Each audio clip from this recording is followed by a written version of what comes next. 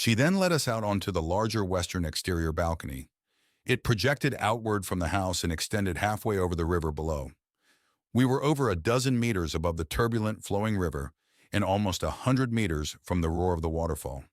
So while we had to speak up a bit to talk, we did not have to shout. The sun was high enough that the balcony was exposed and warm.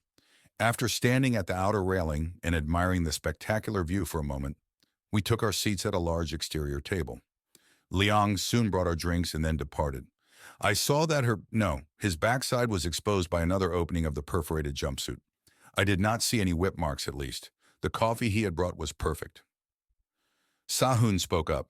"John, I should tell you that I was a companion to your grandson, Ben. We were together for much of the last 2 decades. I'm also the mother of Serenity LB, your great-granddaughter.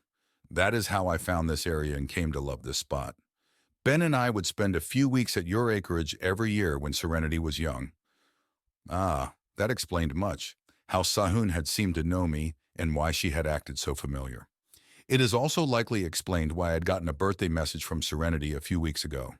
Even though we had never met in person or even spoke, the girl had likely been exposed to me from having spent memorable parts of her recent childhood at the old acreage. She probably had inflated romantic notions of her great-granddad. I was sure that those would be cured fast if we ever met, and she realized I was just another old crudge. Sahún went on to talk about her life with Ben and about Serenity. She also got me talking about some of my experiences in the area. I was a bit chagrined to learn secondhand from Sahún that Ben had left the Earth half a decade ago. After his daughter had reached BM and went off on her own, Ben had relocated to Mars. He would be serving a 25-year tour on the planet, working on the early terraforming efforts there. Apparently, his long-term goals were to go for a directorship. One of the requirements of that was a minimum of a half-century of civic duty. The Mars project qualified. Next, I learned about my great-granddaughter, Serenity. Sahún told me what the girl was like when she had been growing up. She'd been in no hurry to grow up and had waited to pass her BM test at the age of 16, which had occurred just 3 years ago. The last Sahún had heard from her daughter was that she was sailing around the world on a catamaran with 3 other recently matured friends she'd met at her final youth school. That explained why she had sent me the birthday wish from Samoa in the Pacific. It was an enjoyable conversation, and although she had mostly just sat listening amused, Angelina had piped in a few times, adding to the conversation. Before we realized it, almost an hour had passed. "Oh, look at the time. It's already past noon. I apologize for being a bad host. You two must be hungry. How does a roast beef sandwich sound for lunch?" Sahún asked. We both indicated that that would be great, and after a short pause, Sahún said that lunch would be served in 5 minutes. She must have used her implant to relay the request onto the auto chef. Or, I realized, to her indent, who was probably back kneeling in the kitchen waiting for her orders. Sure enough, in a few minutes, the waif-like shell appeared with a tray containing our 3 meals. He next brought a pitcher of lemonade to go with the sandwiches. I watched him as he served us. He remained emotionless and resolved. I had met a few dominants and submissives in my life, but I had never known of an indentured submissive before. Strange. At 1:30 p.m., Angelina and I were back in the hopper and heading back towards my acreage. I was thinking about the woman we had just met. "I wonder why Sahún had that indent staying with her," I asked.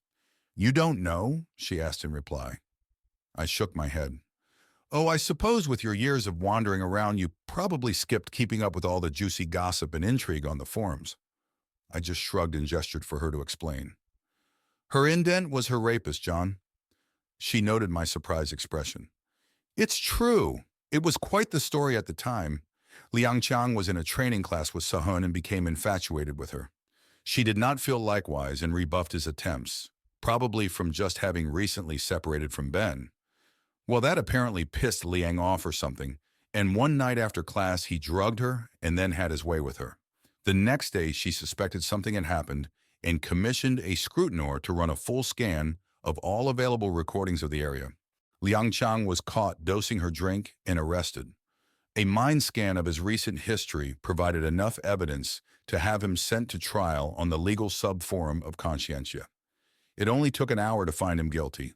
The trial was reviewed and confirmed by UXAI, and later, during sentencing, Ayudex gave Chiang 3 options to serve out his sentence. The first was the standard 5 years of punishment labor, followed by a full mind data edit. Choice number 2 was 10 years of civil service and a lifetime confined in a stunted female shell. There would only be a partial mind data edit when he was eventually rejuved or reshelled. The third choice was 10 years of servitude under the control of his victim as an indent, assuming Sahún would allow it. During that time, he was also to be reshelled in the stunted female shell as we just saw. He also spends the full indenture period under AI supervision. The AI ensures that they treat each other civilly, meaning he can't hurt her further, and she can't inflict any cruel and unusual revenge punishment on Liang, Angelina explained. I knew that cruel and unusual in this era meant permanent mental or physical harm.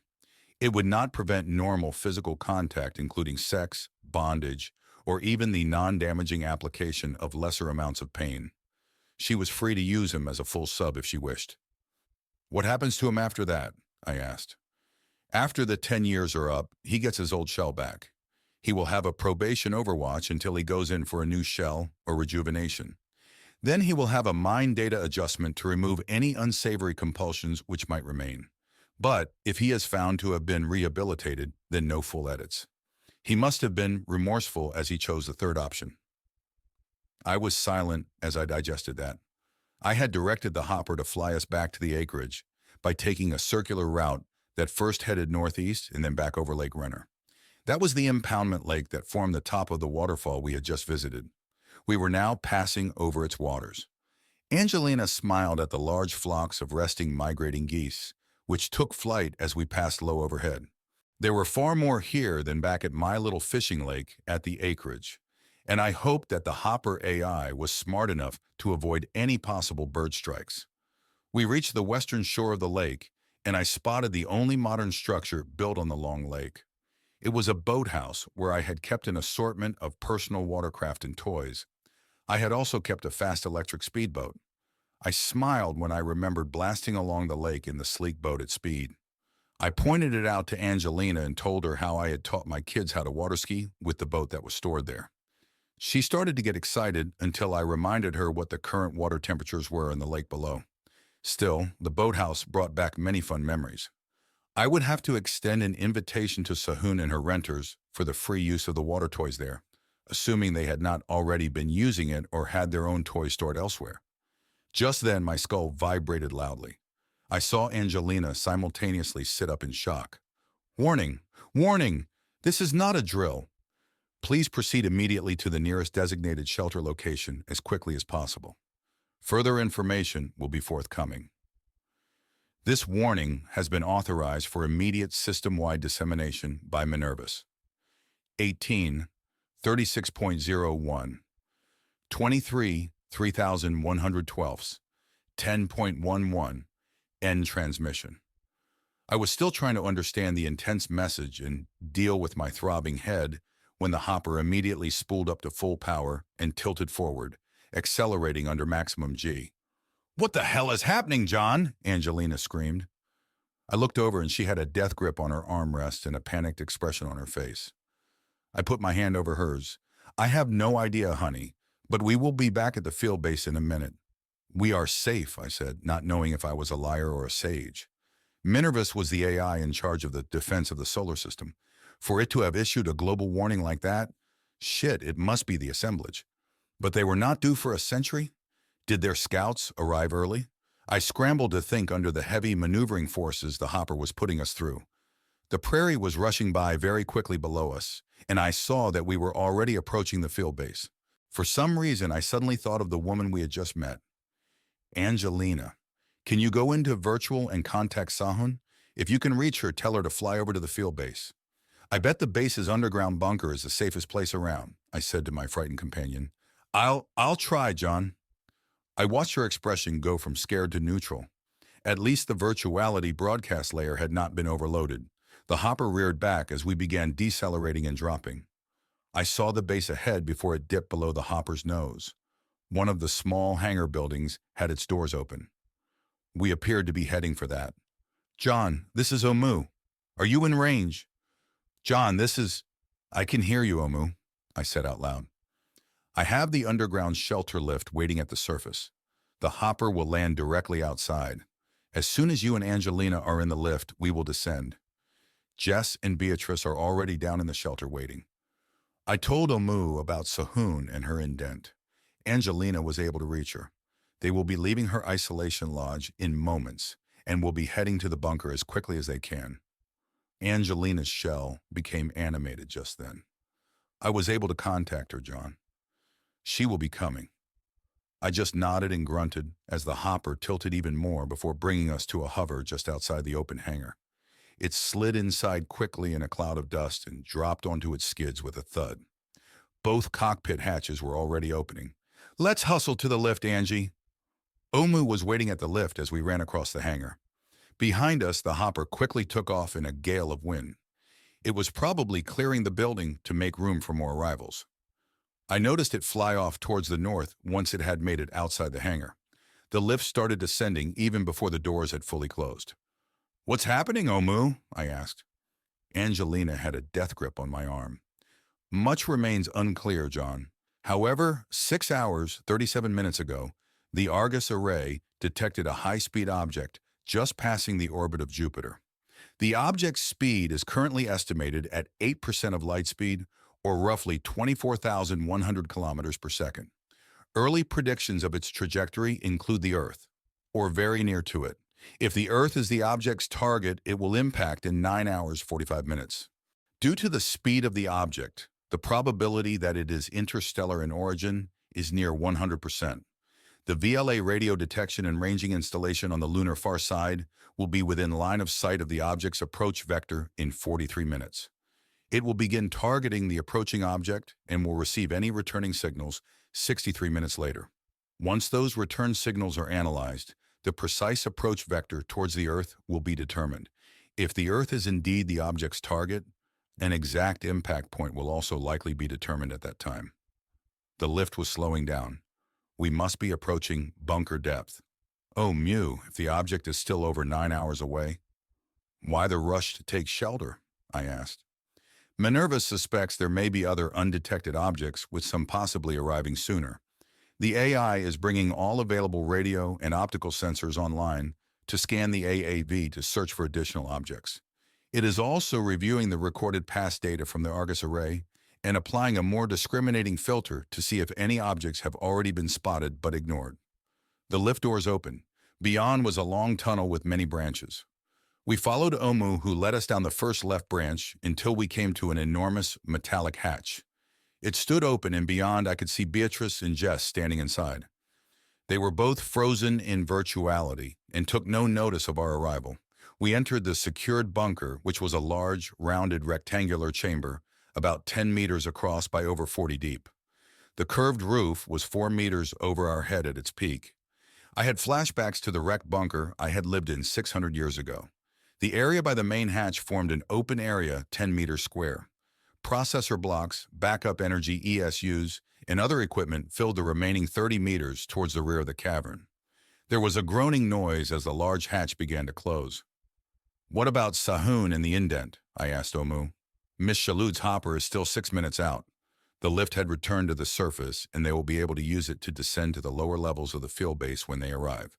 Also, there is a nearby passing regional school VDTOL that will be landing at this base in 14 minutes. It carries 7 children ages 6 to 11, the android reported. The big metal hatch clanged shut, and the large metal perimeter clamps began to lock it down. "You're going to open the main hatch when they arrive, right?" I asked the android. "That would compromise your security, John. The late arrivals should be adequately protected in the outer tunnel areas until the precise danger can be assessed." I began to tremble as the suppressed rage returned almost instantly. "Oh, Moo, you will open the fucking hatch when they arrive. Do you understand me?" I shouted at the android. Jess and Beatrice both came out of virtual at the same moment, their augments sensing an emergency and pulling them back into the real because of the scene I was making. "John, Omu froze. "John, I will—" Again it froze up. This time it remained frozen. Fuck! I started to look around the chamber for the manual hatch release motor controls. Angelina looked fearful of my expression and backed away, holding her hands up as if to protect herself from me. I was scaring her and tried to calm myself. Before I could move, Omu resumed speaking. Of course, John. The chamber will be open for Miss Shalud and Mr. Chiang. It will also be reopened when the others arrive shortly after. I am sorry for the hesitation, the android said. I was still trembling. I looked around and saw the others all looking at me with worry. I took a deep breath and went to the row of emergency rations near one wall. I found a crate with water containers and grabbed a personal-sized bottle. I then slumped to the floor and took a big drink. The other three came over. Beatrice and Angelina still looked worried and nervous. Jess looked a little sad. He sat next to me. Are you okay, John? He asked. Just give me a minute, Jess. I need to calm down. Omu went to another area and returned with a crate of small cubes and something that looked like a caulking gun. Next, she used the gun to apply a large dollop of some substance onto the bunker floor. On each dollop, she placed one of the cubes and pulled a deploy tab. The cube inflated, rising up to form a large, slightly reclining chair complete with a headrest and crash arch. Soon there were 14 of the chairs in 2 rows of 7. I could hear the hissing and crackling from each as the aerogel foam inside began to harden the chair's load-bearing structures. After studying the arrangement for a moment, Omu turned to us. Please seat yourselves in one of the impact chairs and remain there as much as possible. They are designed to absorb the forces from any significant ground impact events. Beatrice and Angelina each went to one and sat down while Jess stood and took his own seat. I just remained where I was and continued to sip my water. Omu looked at me for a short moment before moving off to continue her preparations.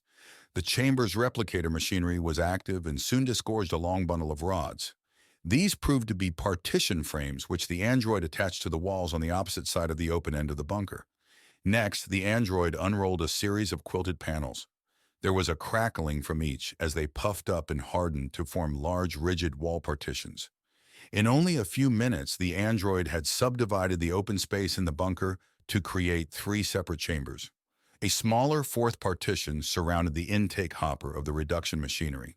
That became our toilet when a human-appropriate seat was mounted over the intake. None of the partition spaces had doors, but they would work to define the spaces when the other 9 humans arrived. The latches on the closed bunker hatch began opening. Sahún and her indent Liang must have arrived. A minute later, the main hatch opened just enough for the 2 to enter. The petite, pale indent followed submissively behind the darker-skinned, worried-looking woman. Sahún came straight up to me. Have there been any updates? Are we going to be attacked or something? I just pointed to where the others sat. Ask them or the android. I haven't heard anything new, I said. She then went over to the inflated chairs and began discussing the emergency with the other 3 humans. I just watched. The tight feeling in my chest had gone away mostly, and I suspected my pulse was back to near normal. Sahún then went and spoke with Omu. I caught her glancing at me as they talked.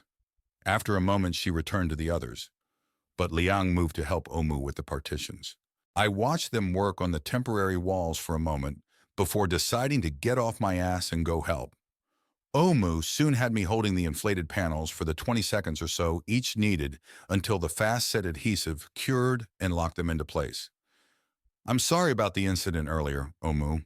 It was too much like, you know, I said sheepishly. That is understandable, John. I apologize for the hesitation. The Naomi and Eudaimonia AIs were in disagreement over the hatch sealing issue. I attempted to intervene and was locked out of local control.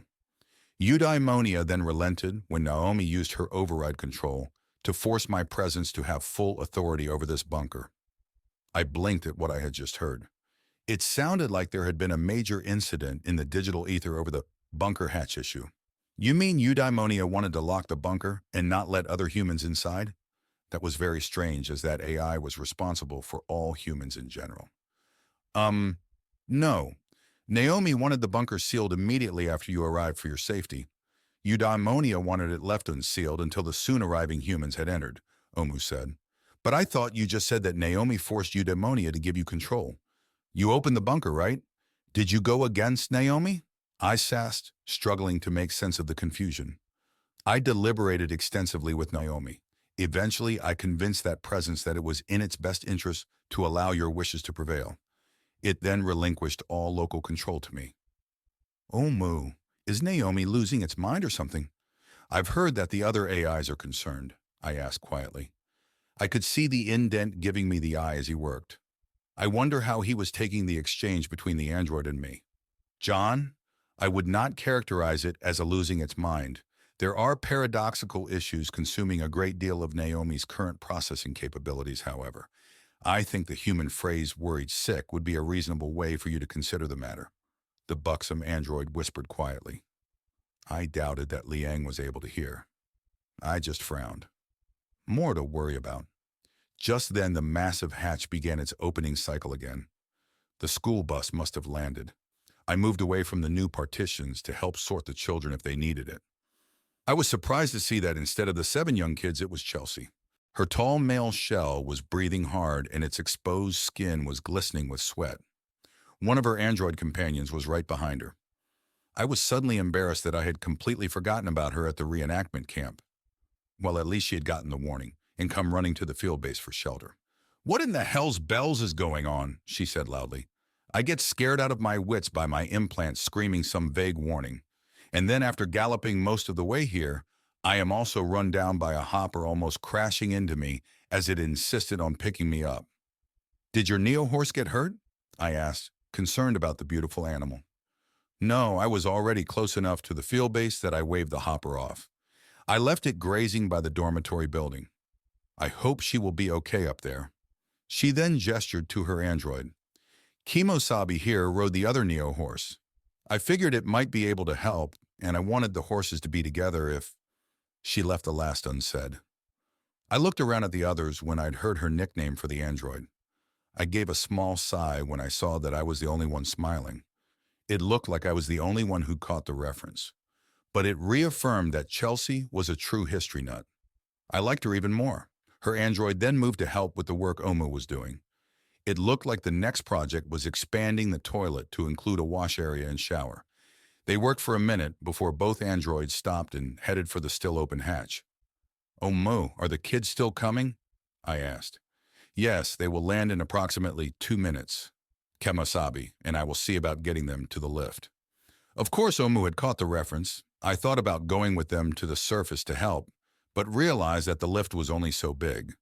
7 kids would likely fill it, and if so, the androids would need to wait on the surface for its return. I was sure Omu would have a fit if I went up there and insisted on waiting for the next lift.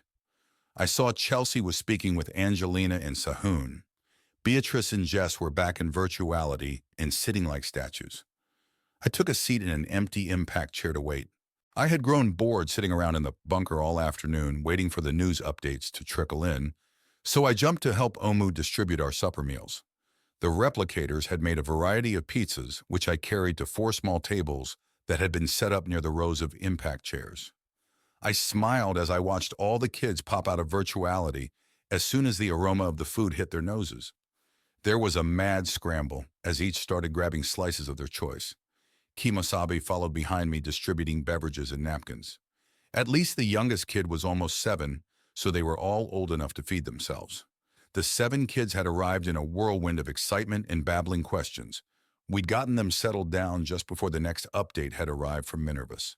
The object which had been detected approaching was going to miss the Earth, but not by much.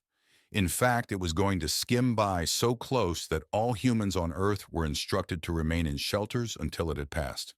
The more recent observations were precise enough to detect the object's slight course change caused by the sun's gravity.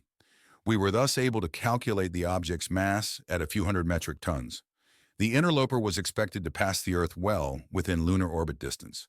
That was great news, as an impact with the Earth would have released 78 19 joules of energy, or about 18 gigatons of TNT to use the old measure. The fear now was that the object might explode or break apart as it approached our planet, widening the impact radius to include the Earth. We would find out in less than 6 hours. On the other hand, we did have some good news in that it appeared that there was only the one interloper. No other objects had been spotted near the AAV, either trailing the detected object or from rescanning the previous records, traveling ahead of it, and having already passed by us undetected. The search was now being expanded to include vectors further outside the probability cone around the main assemblage approach vector. After the kids were fed, I brought out the last 2 pizzas and set them near the grown-ups. Jess and Beatrice had spent most of the afternoon in virtual.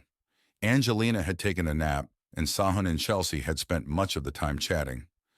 I put the final pizza on a tray, grabbed 2 bottles of water, and took a seat in the last empty chair next to the indent Liang. I passed him one of the waters and set the tray between us. We ate the pizza in silence. Earlier in the afternoon, Liang and I had spent a good amount of time talking. After our help on the room partitions was no longer needed, Sahún had released the indent to take a break. He had taken a seat on the floor on the opposite side of the room from the impact chairs. His waif-like face below its white hair had flickered interest in me when I sat next to him. "If you want to use this body, you must first receive permission from my mistress," he said quietly, to set the tone of the conversation. No, I just thought you might like to talk to someone who has no clue about anything that has happened for nearly the past decade," I replied. We had chatted for over an hour. I think we were both surprised at how much our talk helped each of us. We both clearly had a ton of remorse about our recent past.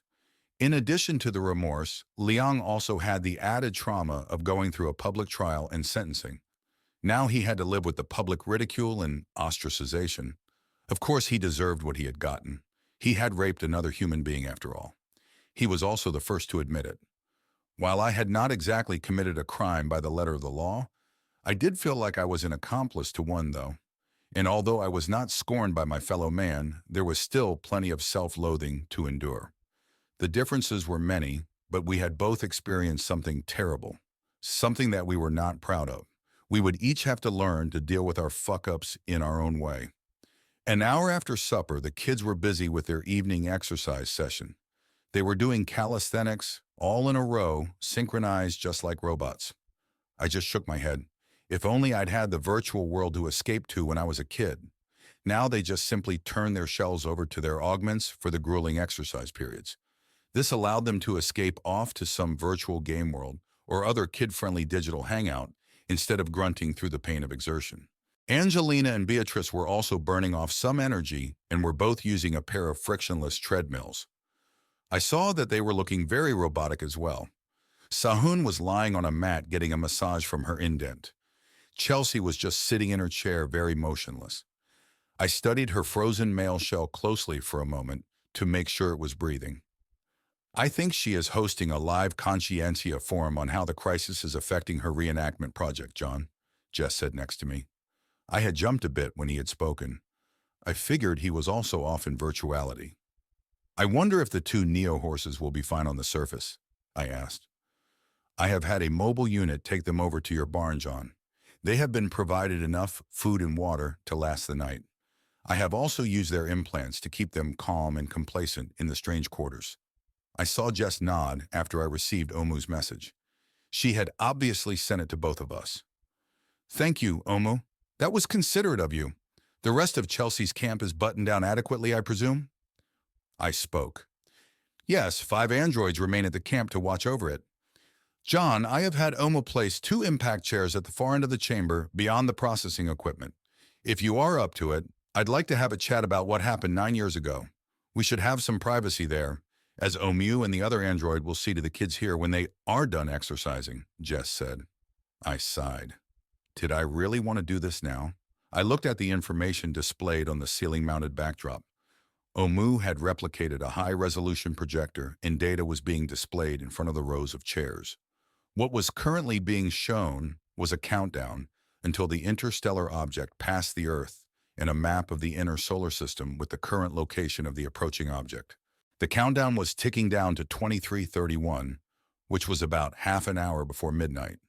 That meant that we had over 4 hours yet. Yes, there was time for a talk, especially with the rest of the adults glued to their virtual news feeds for the duration. "Let me use the bathroom first, Jess. Why don't you make us some coffee, and then we will go have a chat," I finally answered. He agreed, and I used the can. After I washed up, I splashed some cold water on my face and just stood there looking at myself. This was probably going to be rough. I found an extra hand towel and put it in my pocket just in case. Outside the toilet, I saw that Jess was already making his way down the tight pathway leading to the far end of the bunker. I took one last look at Omu before I followed him. The android just made a small smile indication on its face and gave me a slight nod. I smiled when I saw the small furniture arrangement waiting for us at the far end of the bunker. There were two impact chairs angled slightly towards each other. Between them was a table with a single lamp. It was providing the only light in this end of the bunker, as the lighting levels in the entry end had been reduced after supper to mimic the early fall sunset up above. Jess took one of the chairs and I the other. He just smiled and sipped his coffee. I just smiled back and sipped mine. He continued to wait. I suspected I was going to lose this contest. That was confirmed when I spoke first. I'm not sure how much you know of what happened back then.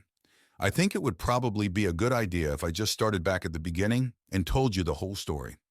That sounds like a great idea, John. Tell me what happened in your own words, Jess replied.